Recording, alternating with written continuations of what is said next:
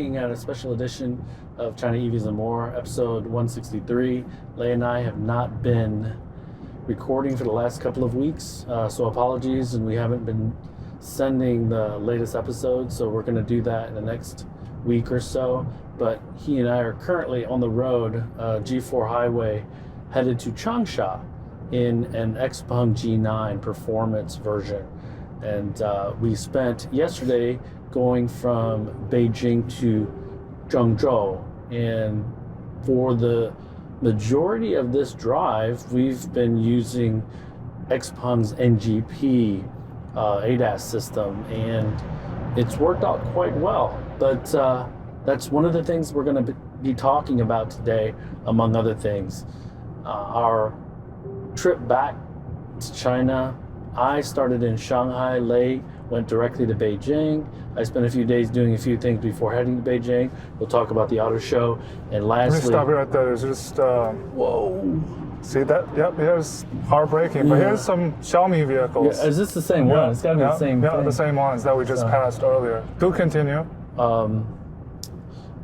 And we'll also be talking about the biggest news from yesterday, Elon making his way to China on Sunday night, and I think he's going to be visiting the auto show, but his most important visit today, or his most important visit, was to Lijiang. It sounds like he is trying to work his magic as we drive over some rumble strips, as Elon is trying to work his magic in order to get FSD or full self-driving rolled out to compete against services like XPeng's NGP. Now, whether or not that's going to be successful, we still don't know. I speculate that there will be a limited FSD rollout later this year, likely. Now, how that shapes out, still not sure, but we can unpack that during this drive.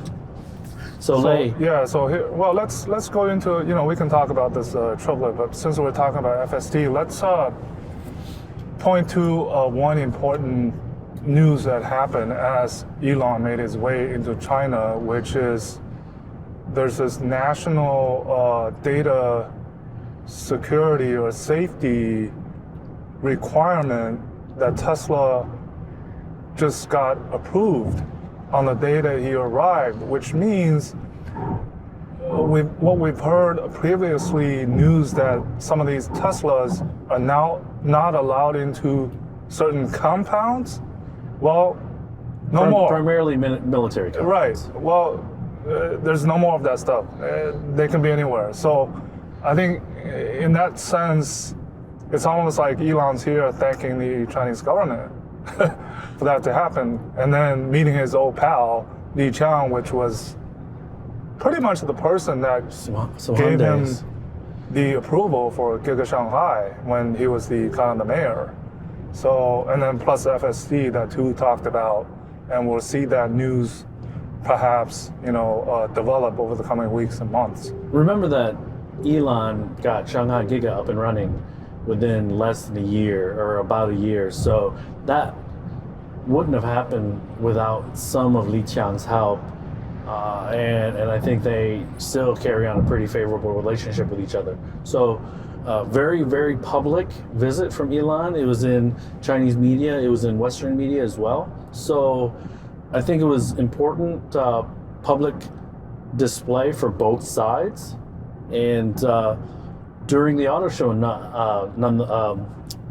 during the auto show. So if and when Elon meets up with Lei Jun today, the automotive internet is going to blow up, because Lei Jun was an absolute rock star in the 2 days that I was at the auto show. Yeah, you were there 2 days. I was there 3 days, and I mean, even on the third day, there were visits by the Deputy Minister of Industry and Information Technology, Xin Guobin, into different booths, and Li Qiang was visiting the show yesterday, checking out booths, visiting Li Shufu, Xiaopeng.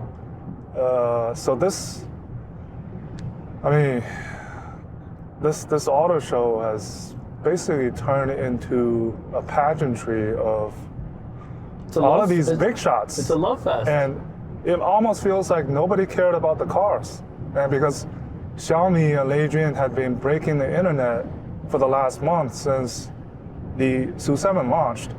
And just today, they produced the 10,000th unit of that SU7 in like 30 days. And yeah, you were pointing to, I was very much looking to a news come out of Beijing Auto Show that Elon shakes the hands of Lei Jun somewhere at the show, and you know, it's like how he started, how it's going, because Lei Jun visited Elon 11 years ago, and that's probably when he kind of, that seed was planted in his head that he would maybe one day produce an EV, and now the SU7 has been constantly in the headlines, online traffic, at the show.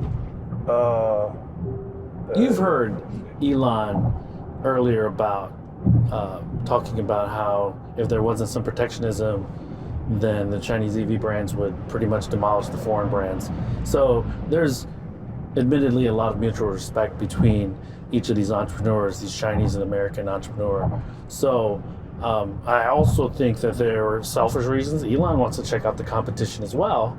And anytime he can create some sort of buzz around Tesla, primarily through coming and visiting, I think that's also helpful. We're slowing down a little bit because the speed limit went down to 100 kilometers per hour. So this is all connected.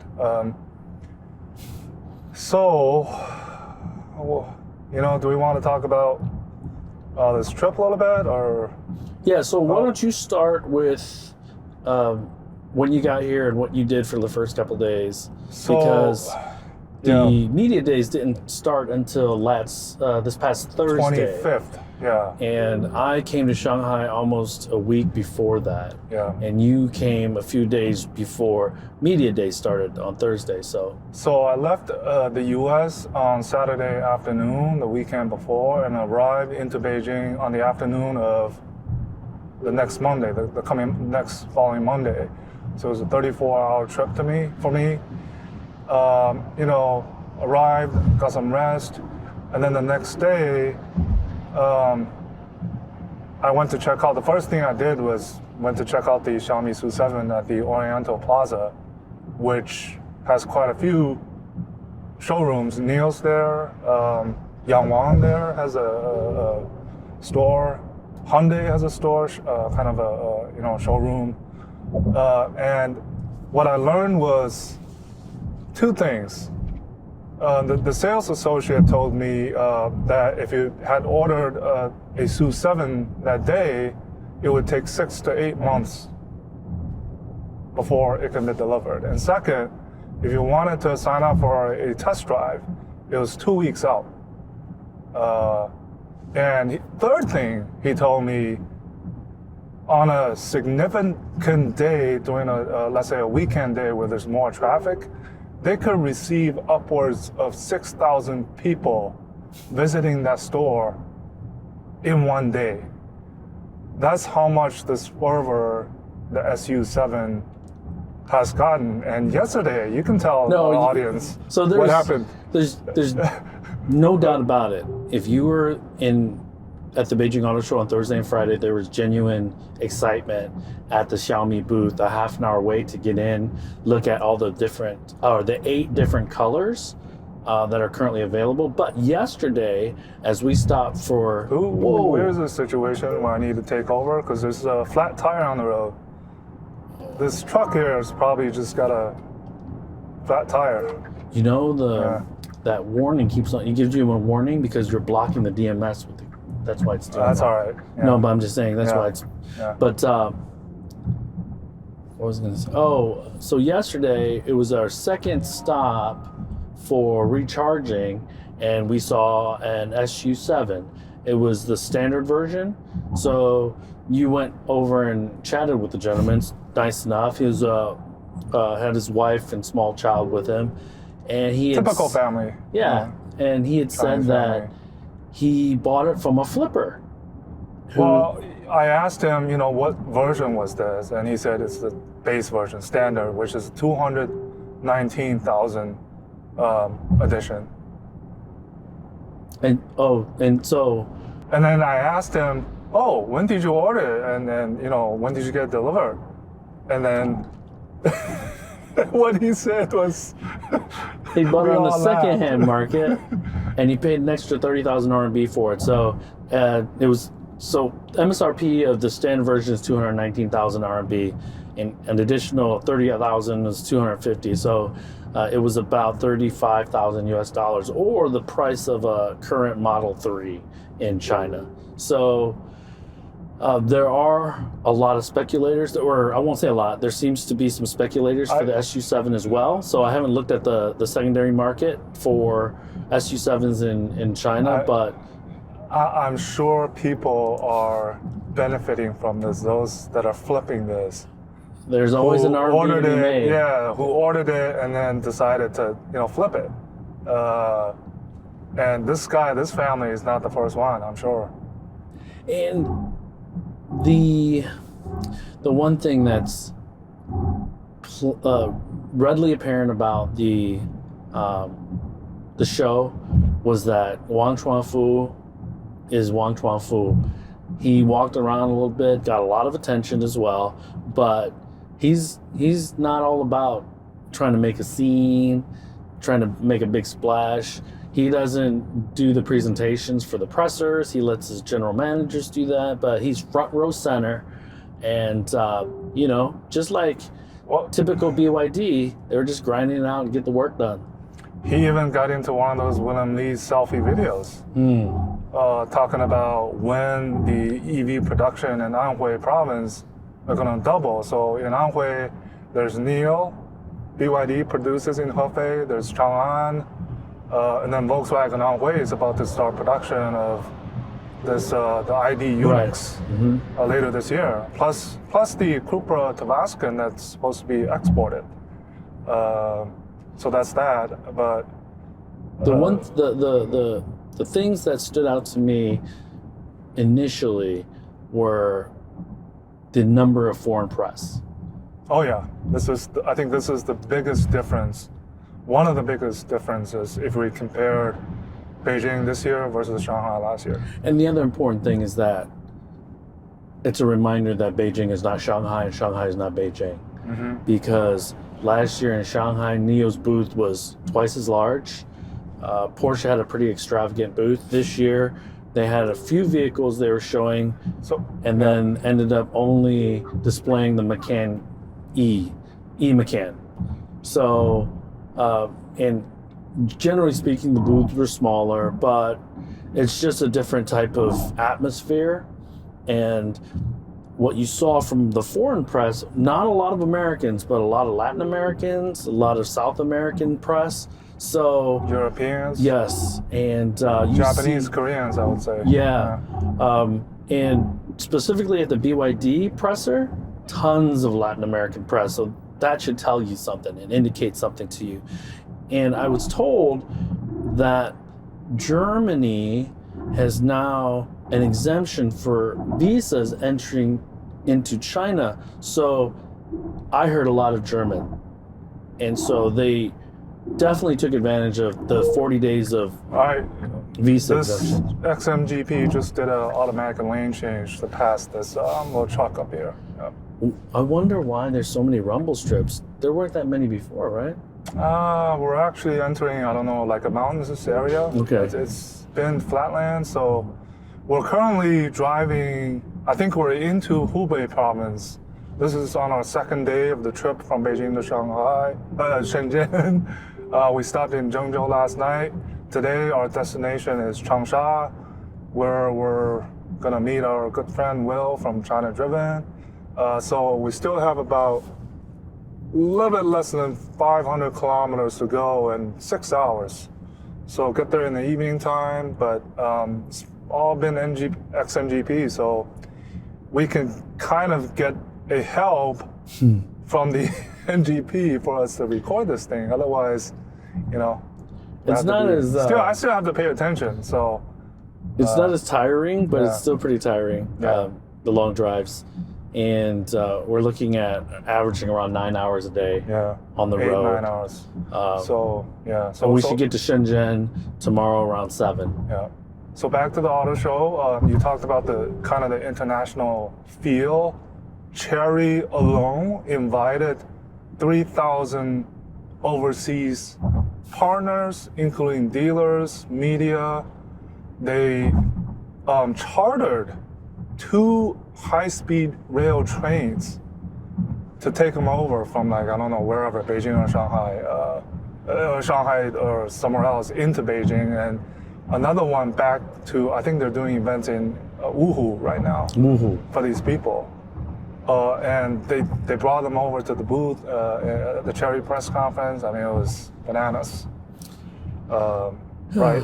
I'm not sure if total Shanghai last year had 3,000 foreign media. So Chery alone. I'm so glad that I only did the first 2 days because it was quite crowded, and it wasn't even open to the press yet. Yeah. Or the public yet. So here I was there 3 days. Here's how I would describe my 3 days in simple terms. The first day was seeing people, not the cars, because Lei Jun broke wherever the hall that Xiaomi was at with all his entourage and all these big shots kind of visiting each other. The second day, well, the first day also had the press conferences, so kind of ran around. The second day was really a day that I got to really see the vehicles, experience, sit in them, feel it, and kind of compare, who's better this or that. And the third day, I visited some of the, suppliers.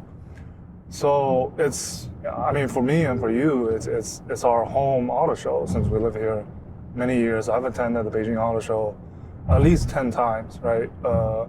So I wanted to spend some time to just see it through my own eyes, and second, reconnect with all those people that I knew for those many years, right? And it's the same people. It's the same people, but maybe at different companies. Or different positions. Or some of the media I knew, they're now in the companies working as marketing. And I think that one of the biggest differences between auto shows of past years and current, there are so many KOLs, there are so many influencers. Oh, right. That's something worth to point out. And so traditional media are really fighting for clicks with a lot of those KOLs. And after all the pressers on Thursday, about 1 or 2 o'clock, they all started creeping out of the woodwork. There were so many mobile phones. There were so many live streams, people just talking and talking and talking, even during the press conferences. So it's just a different type of atmosphere, different vibe, and how things are presented to the media. I think one of the biggest changes, we talked about the international field, the foreign media, but also how media and content is consumed has totally changed. I mean, I was in traditional media. We published China Auto, like print magazines back in the days. And now this year, all you saw was people holding up not one phone, but 2 phones, streaming. One is for the script, the other one is streaming. There's that guy with 6 microphones. Yeah, I posted that. And then, because, they had different platforms. This one of the CEOs from a Chinese automaker. And there's probably people holding up the camera for you. There's these, I don't know, ladies and guys, Well, importantly, Lei, is that there are 30-year-old, 25-year-old influencers that Li Bin is interviewing with on the floor. That would likely not happen at the U.S. Auto Show. Right. Some 25-year-old kid gets time with Li Bin in front of a camera with millions of eyeballs on it. And one of the things, if it went through the, at least for the Chinese media, if it went through the application process, they actually asked you to show proof how many fans or how many views your platform had. Like there's a certain threshold and that you had to meet in order to get a media pass. So I mean, this never happened before. right? You needed kind of a letter, or you needed to have a certain visa or a chop to show that you're legitimate. But at the end of the day, we always figured it out. We got our passes. We got in. So I will say one thing. On Tuesday before the auto show, you and I sponsored a happy hour at Jing'e and CBD in Beijing. Yep. And we put it, we scheduled it very last minute, sent out the flyer on Sunday, hoping, and as a welcome to the folks that were coming in from out of town, whether it's from another city in China or from another country. And so people like Roger Atkins stopped by, said hello, drank, shared a beer with us. Simon Wright from The Economist was there as well. Elliot from Fully Charged. So a lot of our friends showed up. So always good, as you had mentioned earlier, Lei, to catch up with those folks, because we don't ever really get an opportunity to outside of the show circuit. And Roger had made a good comment to me about his status. He is not an influencer because he doesn't get paid by the brands. He is a content creator. And one of the things that have a few folks have asked me recently over the last day and a half, because of this drive that you and I are doing in this G9, XPeng G9, is whether we're getting paid. And we're not. For the sake of full disclosure, we are not. So a little story on this. I had, I think it was about a couple of months ago. Oops, somehow we just turned this. Couple of months ago. Okay. A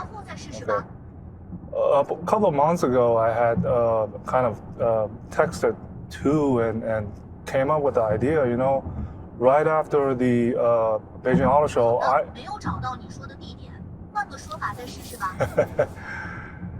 I needed to go to Shenzhen because to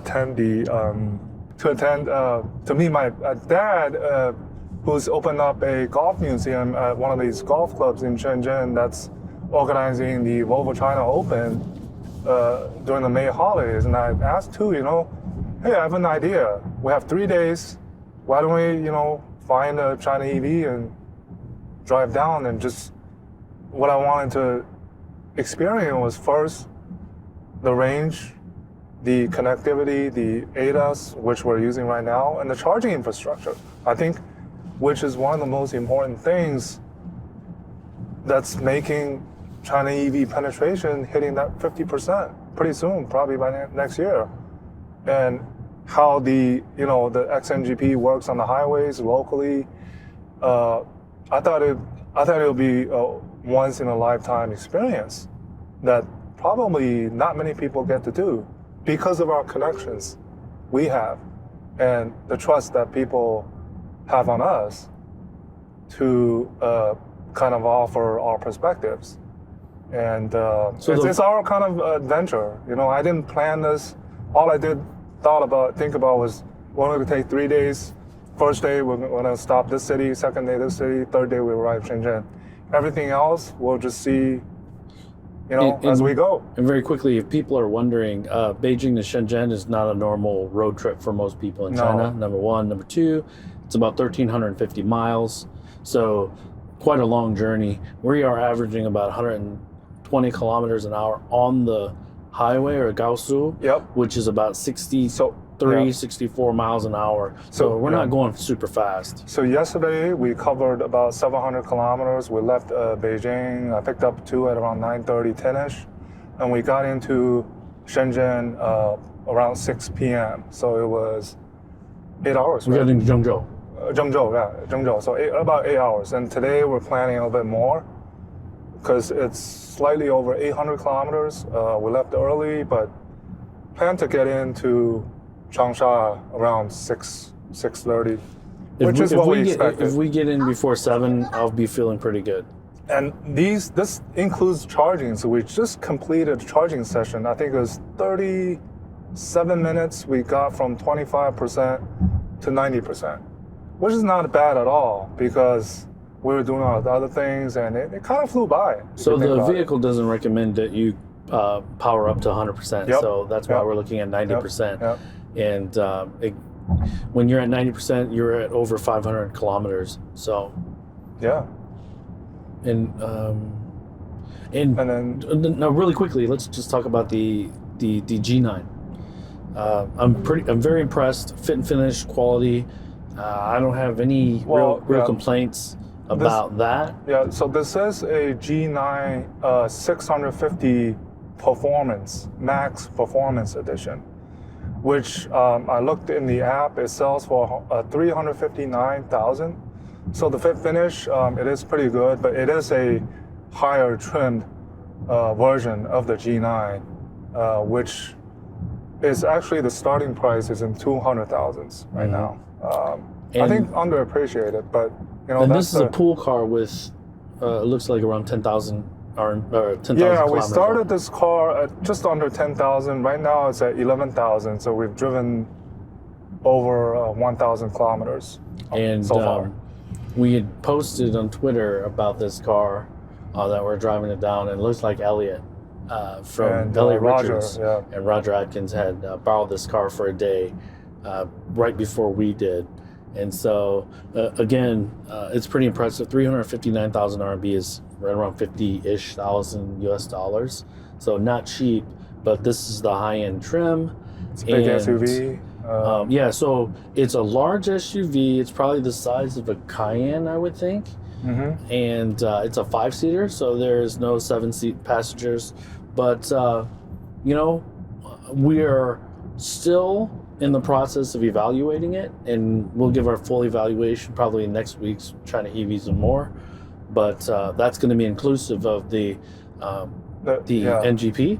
So stay tuned for that. But let me ask you, Lei, from a vehicle standpoint, from a brand standpoint, what stuck out to you at the Beijing Auto Show in the 3 days that you were there? So,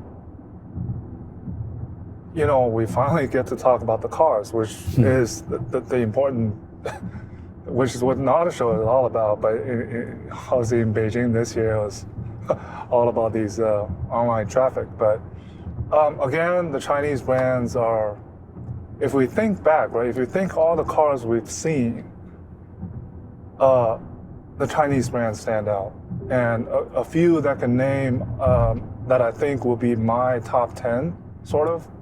The Jiyue 07. Let's see if this car's, yeah, okay. The Jiyue 07, the Denza Z9 GT. I really liked the BYD Ocean M, the small kind of the hot hatch. Which was at the time still pre-production. Yeah, and the Qiyuan E07, which is this kind of, we're joking, it's China's Cybertruck, but that's just for joking purposes. It's kind of a new EV. I think it's a plug-in hybrid where there's this bed that can open up and change it into a pickup. There are a few from the foreign ones that I liked, especially the Mazda EZ6. I think it's very Mazda, but it's a Mazda in the new EV age finally. I kind of like the ID code that Volkswagen, you know, we can talk a little bit most Volkswagen because it's an important year. The ID code basically previews the next generation of EVs that'll come out of both, not both, but all three joint ventures. So Shanghai Volkswagen, FAW Volkswagen, and the Volkswagen Anhui. Future EVs that'll come out post 2026. So when you mentioned the ID code, that was more about design language, design direction than an actual vehicle.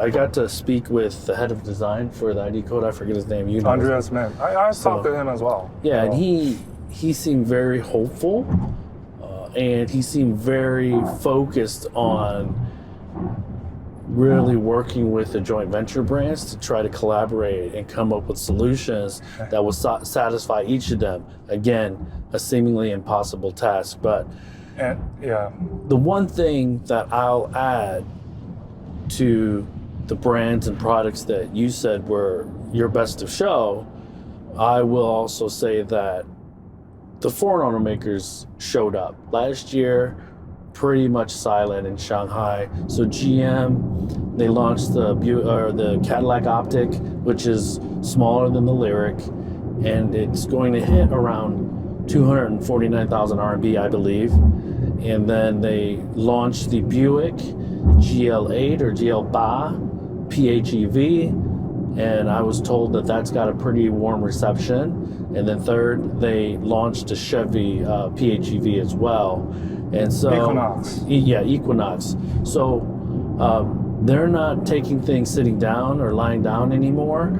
I happen to be at the Chevy stand meeting with Eunice Yoon from CNBC to do an interview, and it was whispered in my ear that Mary Barra was going to be at the stand in the next 45 minutes. And so Eunice and I recorded the interview, and she stuck around to see if Mary would want to make any comments, but she did not make any comments to the international press.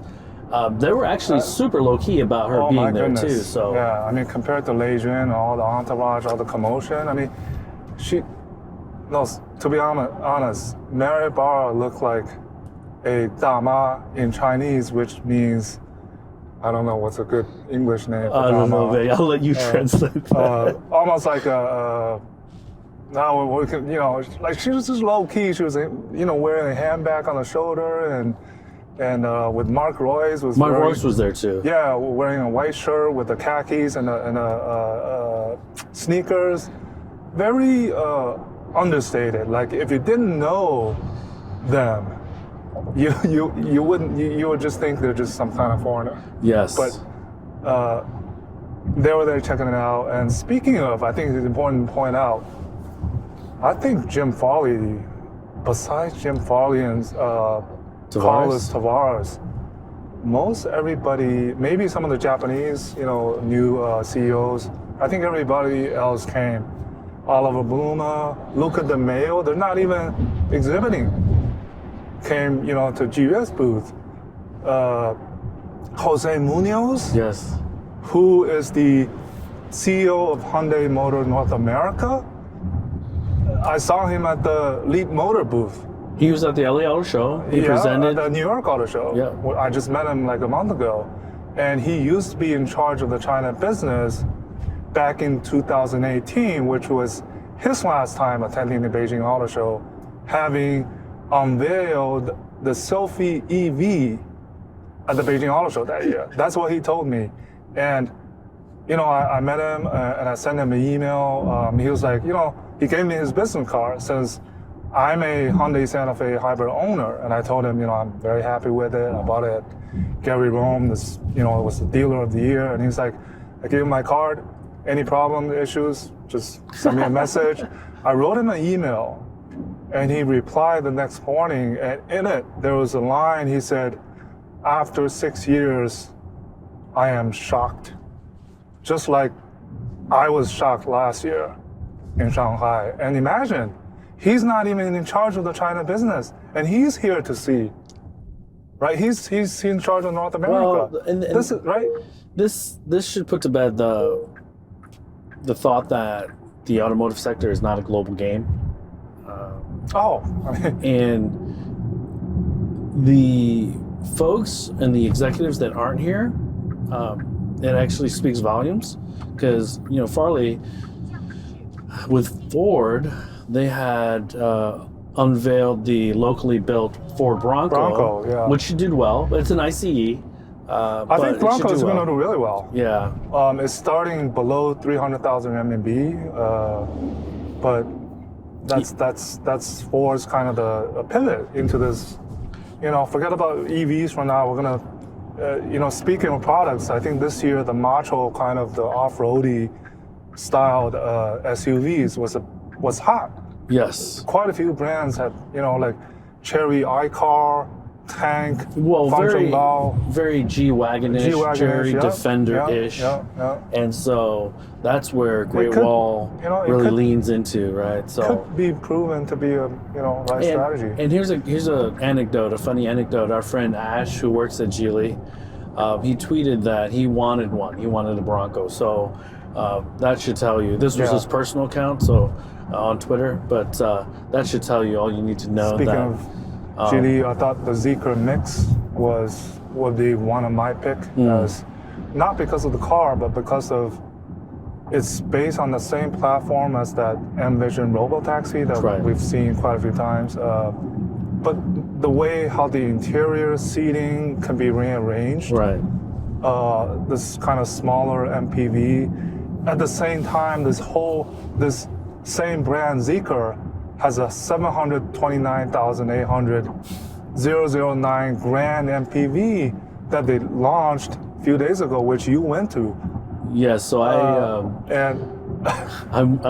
took a fast train from Shanghai to, I forget what city now, but it's Wuzhen. Wuzhen, which is the Venice of China. Home of the World Internet Conference. Yeah, World Internet Conference. It was a spectacular event. It was a huge launch event, and it's an MPV that's 4 seats. So the back seats, it's like for executives. You can fully recline almost in the back seat, and it's going up against, and this is where the China market in general creates a lot of challenges for the traditional automakers, because they're used to very clear-cut segmenting of the vehicles and passenger vehicle side. But this MPV, it's going to be competing against 7 Series, S-Class vehicles and A8s. So what do you do with that? Because the back seat comes with a 43-inch screen, and there are all these amenities that has granite in it. So basically, imagine you're sitting in the back seat, and this whole screen is what you're looking at. That's what the Grand was basically. This whole screen, like about this size. And it was a really, really well thought through event, and they spared no expense because there were hundreds of people there. The facility was beautiful. It was a little rainy, but and then I came back, and then ultimately went to the auto show. So what else obviously one company that was absent, who had attended 4 years ago, was Tesla. And if you recall, 4 years ago when they attended, someone famously danced on the roof of 3 years ago. 3 years ago in Shanghai. No, that was 3 years ago. Okay, 2021, okay. Odd year. So they famously danced on top of his car, a Model 3, and there was a huge controversy from that. So, but Tesla made up for it by Elon coming on Sunday night to push FSD into the China market, and notified as real-time updates. I've not heard anything else since, except that he was supposed to come to the auto show today. He's probably there right now as we speak. And I would think it's absolutely bananas if and when he's there. And I would imagine that the CEOs of these EV companies that are still in Beijing are likely going to pay him respect by being there at their booths to see and meet and talk with him. So yeah. And another kind of the headline or topic we're talking about is these cars and the designers behind them. So I got to meet Klaus Ziosera, who is now the head of design for Chang'an Group, and he used to be Volkswagen Group's head of design. I got to meet Stefan Silaf, the head of design for Zeekr, who used to be the head of design for Bentley. And there's another person, Joseph Caban, who was previously the Volkswagen brand's head of design, is now head of design at MG. So 3 designers from Volkswagen Group basically have, how would you call it, capitulated, or they moved. I must also give Detroit a shout out, because Frank Wu, yeah. and Colin, yeah. I forget his last Yeah. name, who is a designer at NEO. They're both CCS grads. CCS is a design school in Detroit. So Neo, Li Auto, probably XPeng, Wolfgang Egger from BYD, right? The Xiaomi's designers, all of them, they worked at these German premiums before. yep. Call it, the copycat of Taycan all you want, right? But there's definitely some influence, of course. But and GAC, right? The head of design at GAC used to be a Mercedes designer, Zhang Fan. And the Chen Zheng, who was the head of design for Geely's Galaxy, used to be from Chang'an. He was headed the Chang'an's design center in Italy before. So all this is to say that they saw their weakness in vehicle design and hired who they thought were going to be people that could help put their vehicle design over the top. Now, there were some Western journalists that it appears that, and more on the automotive journalist side than the mainstream media journalism, but these car guys come to China and they're like, oh man, all these cars look similar. I don't disagree with him. No, I don't. We'll talk. Yeah, But to me, that's missing the plot, because you don't need to come to the show to know. You can look at the pictures and say they're similar, but remember, you're coming to China. Most of these brands are shipping products in China. So these products are for Chinese consumers, okay? So don't bring your bias here saying, okay, they're not up to Western standards, because it's not for the West. This is what journalists and people just need to remember. China's the largest market in the world. European, American, Italian, French brands are now bending to the will of the Chinese customer. Number one, exterior design. Although it's important for a Chinese consumer, you know what's more important? Connectivity and advanced driving assist. So these traditional journalists have no idea how to rate or judge that. And so guess what?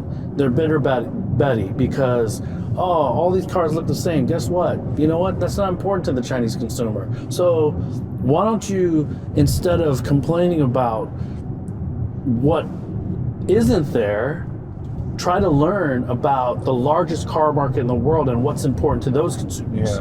I think, and I'm jumping on my soapbox, but I'll let you add to it. But this is where, again, don't come to a foreign market and expect products to look like the ones that are in your market. Yeah. So I said I did agree with that in the sense that there is some homogeneity of what a China smart EV will look like, styling wise, right? If you look at a Xiaomi, okay, it's kind of a Taycan. Or if you look at some of these SUVs, they kind of look the same. For sure.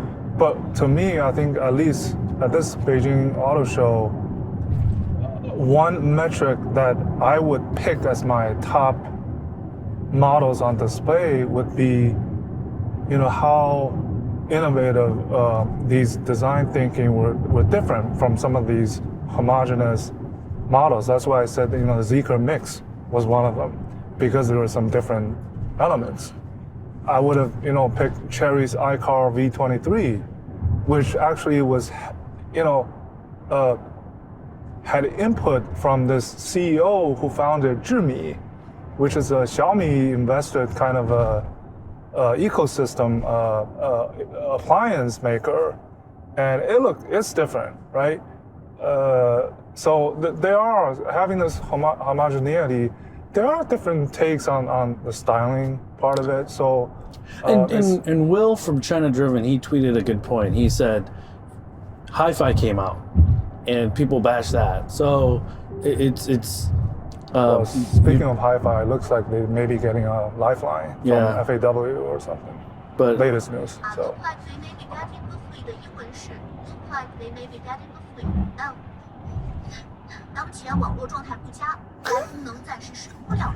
Well, somehow this XPeng's AI assistant is listening. Yeah, is listening and just spoke English. So, but anyways, continue.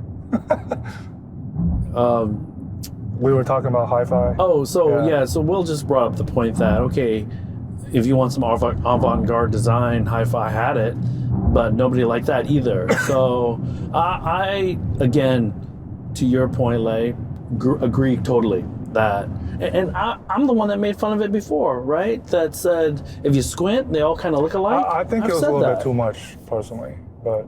So, but again, we're not even talking about the features for the China market that are the most important to the consumer. It's a foreign journalist talking about car design. Yeah, and another metric that I would, one of the models I selected was the Mini XPeng, not because of the model itself, but because of the significance of the company making it, which is the Spotlight Automotive, joint venture from BMW and Great Wall Motor.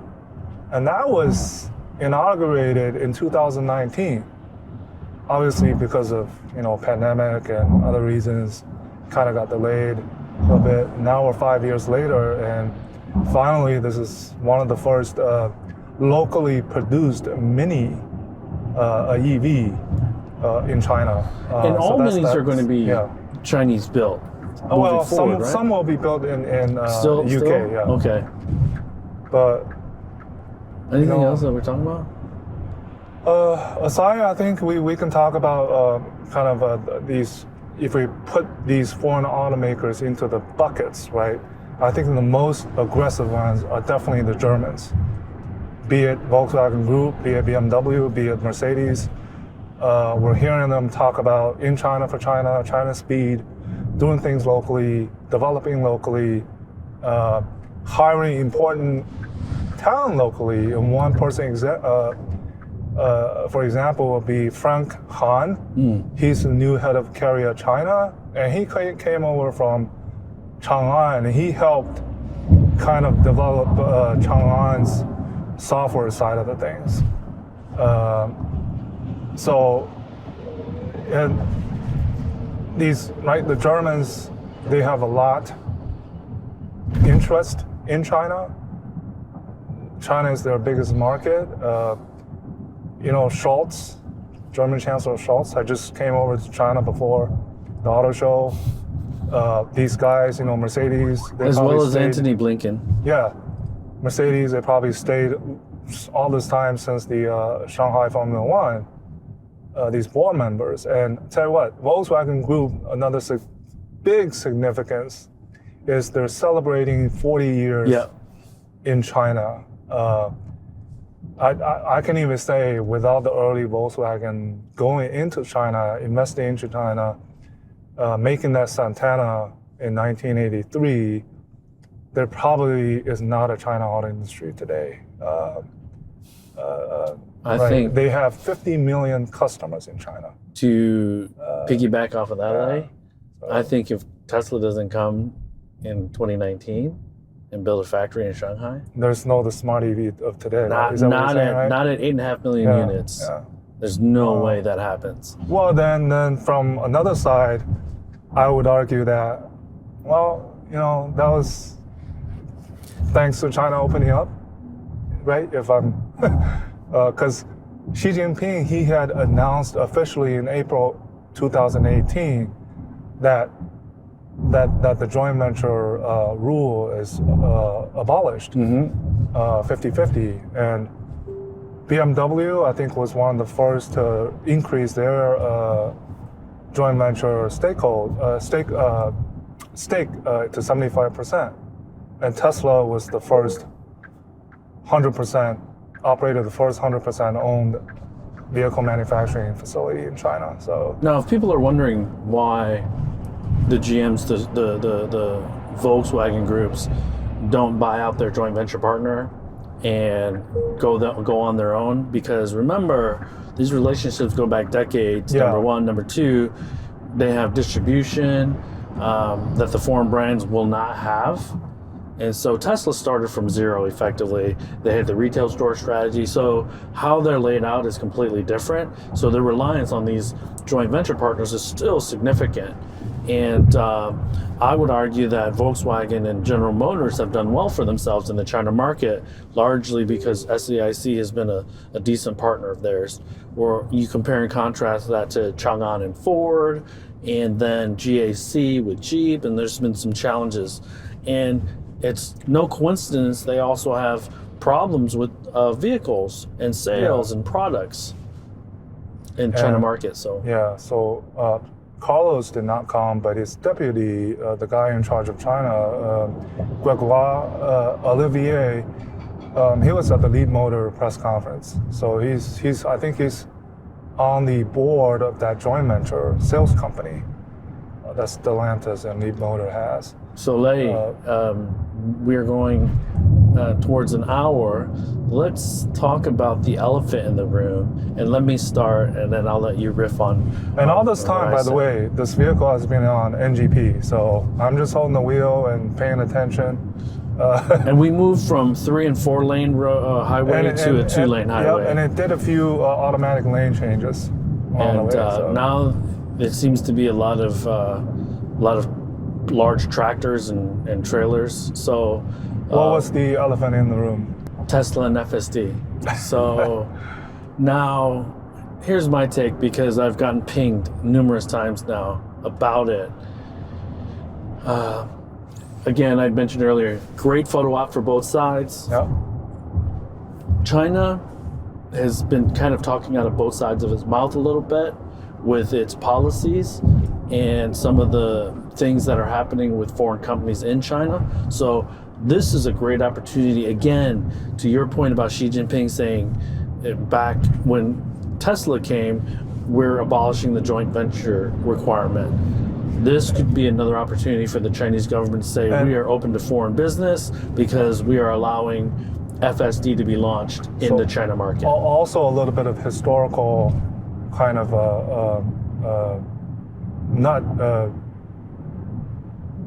Elon. The first time I saw Elon in person was 2015, and there was an event at Tsinghua University, October 2015. And at that event, he had already mentioned about the possibility of producing the Model 3 in China. And so that discussion had been long going, way before 2018, I believe. And that was the kind of the catfish effect that you kind of alluded to, right? Mm-hmm. If there was no Tesla, no Giga Shanghai, what would happen? The rest of the industry doesn't get fit. Doesn't get more competitive. Now, this should also indicate Elon coming for the auto show that he realizes selling a Model 2 without some sort of differentiation, because you and I, having just been to the Beijing Auto Show, we've seen numerous feature-packed vehicles for sub $30,000 US dollars. So in fact, what are we doing now on this NGP? Both the highway and the city, generally it's called NOA, Navigate on Pilot. This level 2 plus feature that which almost every major EV brand has a version of. Yeah, that's one of the most competitive racetracks in China, and Tesla does not currently offer a equivalent, or I mean they have the autopilot, but it's the simple comparisons is if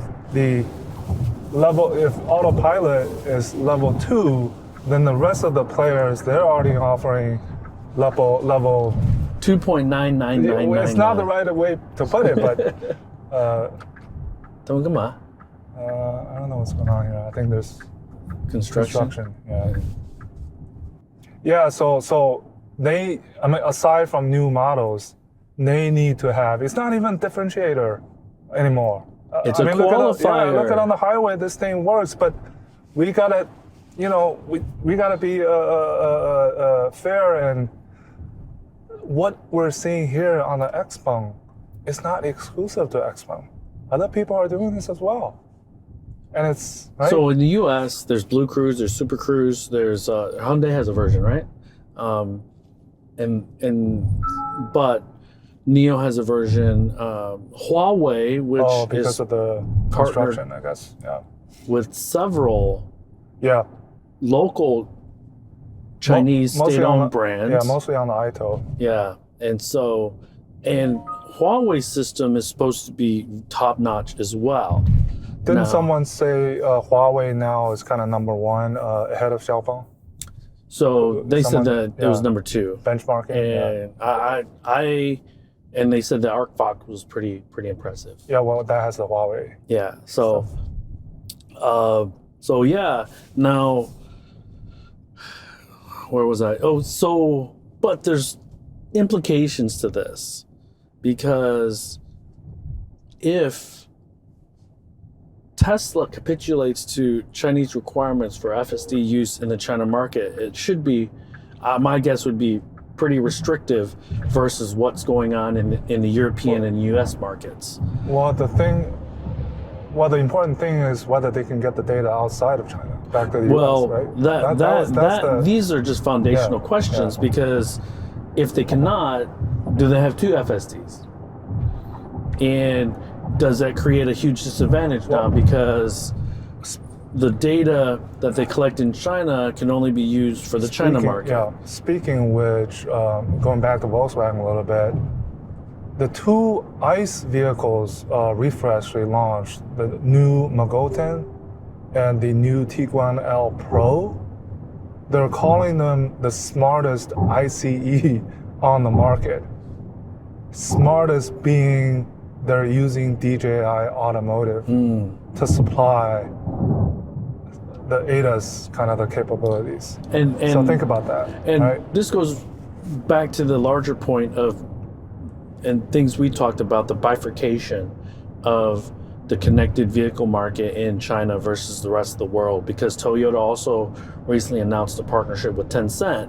So you're looking at foreign brands partnering with local technology providers, and that's likely not going to be crossing any borders. Those partnerships aren't likely going to be crossing any borders. So we might have, for many foreign automakers, 2 separate hardware software stacks, one for China, one for the rest of the world. It's getting more and more like a likelihood as opposed to speculation, because in my estimation, I don't see the United States or the European Union letting up on that stuff, because now we're talking about silicon, we're talking about data, we're talking data privacy, data security, and we're talking about, if you're looking at some of the protectionism that's being discussed, the Chinese brands overtaking, and this is where Europe is the odd man out because of the lack of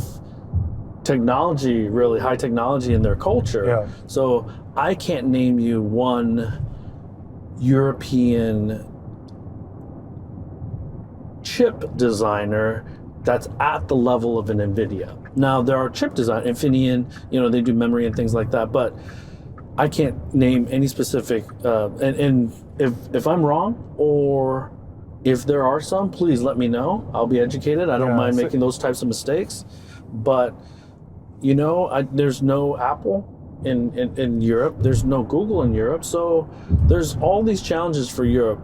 And that's likely why they're the first to split off and partner locally with some of the Chinese partners. So, yeah.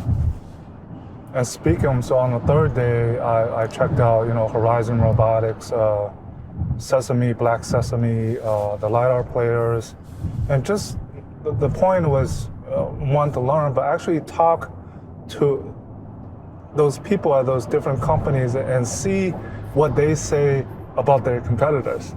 That's an interesting part. Yes. And talking to Horizon Robotics, they said the Black Sesame people, they really have good hardware on the chip, but the algo and the computing side of it is the weakness. Whereas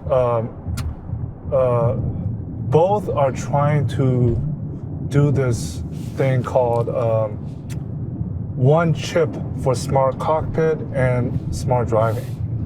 Whereas currently it's NVIDIA, Orin, and Qualcomm 8195 or 8295. But in fact, I talked about, I talked to Horizon people and then Black Sesame, they said, the aura of NVIDIA, because NVIDIA is not automotive, and NVIDIA is AI, right?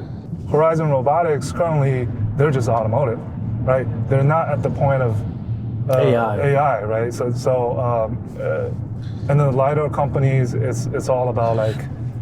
So this is you raise a great point, Lei, because right now what runs the infotainment systems in many of the better connected vehicles are Qualcomm Snapdragon chips. At least one, some two. Yes, and then same with Orin. And then to run the AI and the autonomous functions, you're looking at NVIDIA. So truly, NVIDIA has no peer. Which this probably has. Yeah. So truly, NVIDIA has no peer when it comes to AI, and I've been told by several people that the Chinese chip designers are still several years behind. Oh yeah. When it comes to trying to play catch up, that creates actually a risk for China. So but it's like, what Horizon Robotics did is they launched this J6 or Journey 6, but they launched within this J6. They launched 6 different tiers of this J6. So they have the lettering system. So they have the kind of the E, M, L. Whoa, let's see what this does. Now it's going way too quick. Basically one lane. Like entry, mid, like premium. They launched 16 different versions to address different customer needs, right? Diversification. And then, LiDAR companies, they're getting this. I saw this great concept where LiDAR is being integrated into the headlight. And because the pure reason for doing that is because now the LiDAR is getting smaller and more affordable. But there's definitely a fork in the road between those using vision only. GUA, for example. Yeah, so GUA is on the Tesla game. Yeah. And XPeng, who knows? XPeng, I think they're talking about this end-to-end large model, application. But because the one thing that's really important to remember is that AI and autonomous, we're still in the infancy stage. Early stages, yeah, and exactly. So they're still trying to optimize and understand what hardware technology can help provide from a solution standpoint, because as hardware gets better, you create more opportunities to maximize or optimize its usage. So I'm not a technical person, and I don't know enough to know definitively whether, yes, LiDAR hardware software stack is better or vision only. But currently, as Hesai, RoboSense, all these other companies battle it out to get more market share on the connected vehicle side, we're just seeing prices slam down on solid state LiDAR, and they get smaller and more advanced. I briefly walked by a few battery suppliers, so Eve, Calb, and one other. They all showed their SSB samples. So, plus the regulars, the cylindricals, the pouch, the prismatic, NCM, LFP. I mean, there's, but I don't think that not many people were paying attention. Yes, because because it was all B2B, right? But it was all B2B too. Yeah. So they said these suppliers, they said the first 2 days they actually got some good crowd, but on the third day I went to, which was the first public day, they actually didn't get that many crowd because all the people, they were interested in the cars. Sure. And one of the suppliers I spoke to was they no longer want to participate in Beijing. Really? Yeah, because, right? I mean, except like Bosch. The other thing about this year's auto show is because of the venue size, Bosch is the regular inside the normal OEM halls. Yep. But if you wanted to get into the OEM hall, which Black Sesame did, the PR lady I talked to, she said for 4 straight days, she had to stay up in the morning to kind of like fight for it. because the current exhibition venue is not enough to host that many brands. Well, could you imagine though? Like, go ahead. When we talk about auto shows in China, these suppliers, Horizons, Black Sesame, RoboSense, Hesai, they're becoming prominent brands almost in the consumer phase. So they want a big attention. And before that, you don't, right? It's all about the car brands. Honestly, with the price war, I actually feel that they want some attention because they're fighting for survival as well. Because as the price war pinches prices on OEMs, that goes downhill. And Hesai and RoboSense, they're all getting pushed and pinched by the OEMs now too. Yeah, talking to one of those big three LiDAR companies, I think they were saying, I won't name which one, but one of them just recently had some job cuts.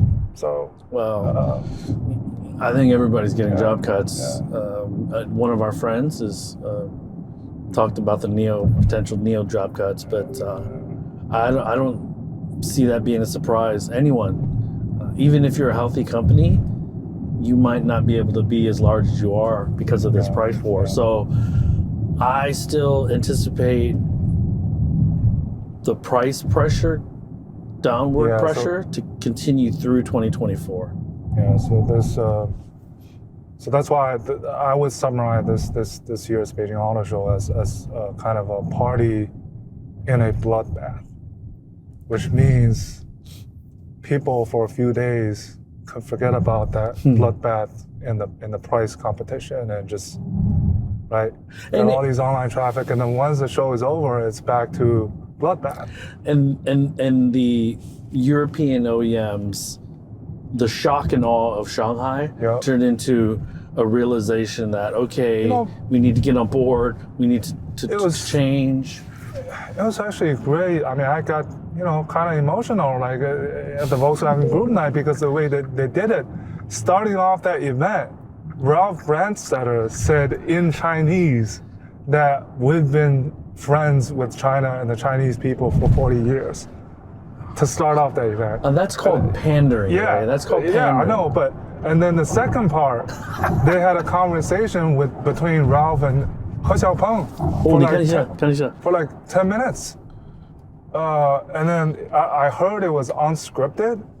And He Xiaopeng said, I'm in my 40s. So all these 40-some years, I've been growing up with Volkswagen, and today I'm standing on on the stand of the Volkswagen Group night and talking to Ralph, and my company being now an important part of Volkswagen Group's ecosystem in China. I mean, he was like, who would have thought, 40 years ago that, this day would come? So I think that was kind of a... So first of all, I don't have all that history of nostalgia that you do. Like sentimental. And so... I did feel like, I look at that as completely pandering. Yeah. And I look at that as... I understand, as genuflecting to paying respects to people because they're in a moment of weakness. They're a point of weakness. That's true, but still, I mean, that was a great Volkswagen Group night. I mean, and then afterwards, talking to Frank, talking to Andreas. And this is my counterpoint. The reason I still feel that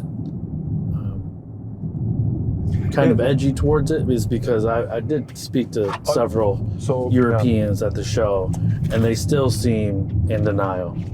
They still seem like we can catch up. No problem. We're focused now. I think part of it is also this bet, which is what I told Sarah from Reuters, that Volkswagen Group is betting in the next 2 years while they execute the strategy for 2026, that many of these players will capitulate because of the price war. That's what they're betting on. And we'll see, right? That's the... Which is in part true, because I believe there will be capitulations. But this is the crazy thing, Lei. Worry about making great product. So it I think doesn't they matter. are. Nah, dude. well, through- you no. just said that they're No, worried no, about no. freaking. They are through this new tactic of working with XPeng, Horizon, Thundersoft, who else? Right? These local companies, DJI Automotive. You know that's a formula for disaster, right? Working with all these different partners. Yeah, I mean, at And the end of having the all day, these platforms, right? at the end of the day, they're a project manager now. MEB, CMP, PPE, SSP in the future. And always remember, if Porsche doesn't do well, then the rest of Volkswagen Group doesn't matter. But on the flip side, I think rather than not do anything, at least Volkswagen is trying to do something. Yeah, I get that, Like, but And again, you even praised them, I think, on one of the no, episodes. but this is the thing. And speaking with some of these people at the Beijing Auto Show, I still feel that they're not taking seriously enough the degree of seriousness that the things that they need to do. Let's just say that. I can't articulate it the right way right now. I think they understand what's at stake, but the way to get there probably is debatable. And also, what they believe to be happening is currently from 24 to 25, they describe this current phase as the stabilization phase. Mm-hmm. And then starting from 2026 is when they start with that new offensive, building off of these new partnerships, right? Yep. With the ID code. BSUV from XPeng, which is based on this vehicle, by the way. Yep.